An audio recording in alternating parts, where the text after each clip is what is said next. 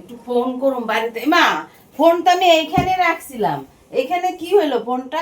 আর জানলার দিকে এরকম, জানলার দিকে এরকম টানা কেন চাদরটা? জানলা তো দেওয়া থাকে, যাও খুললো কে? হ্যাঁ, তো আমার ফোন কি হইলো রে? এবং এ মা, আমার ফোন তাহলে চাদর দিয়ে না কেউ আসলো এখান দিয়া? হ্যাঁ, কারণ তো আওয়াজও পাই না, জানলাটা খোলা আবার। এ বাবা, আমার ফোন কি হইলো? হ্যাঁ, এই বাবা, পেছনে যাবো, ফোনটা তাহলে কি হইলো? কোনো আওয়াজ হতে পারে না, দেখে আসি তো।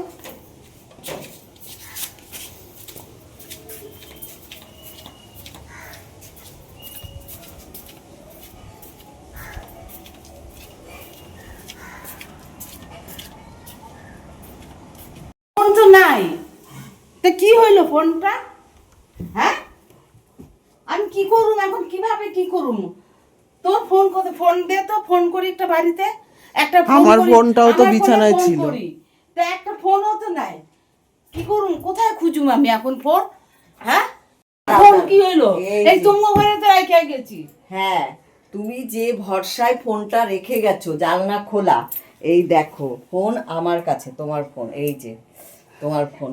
সব সময় মনে করবা কি জানলা খোলা আছে, পর্দা দেওয়া, ভেতরে বাড়ি, আমার ফোন কিছু হবে না। তুমি এই দূরে রাখছো, জানলার কাছে রাখোনি।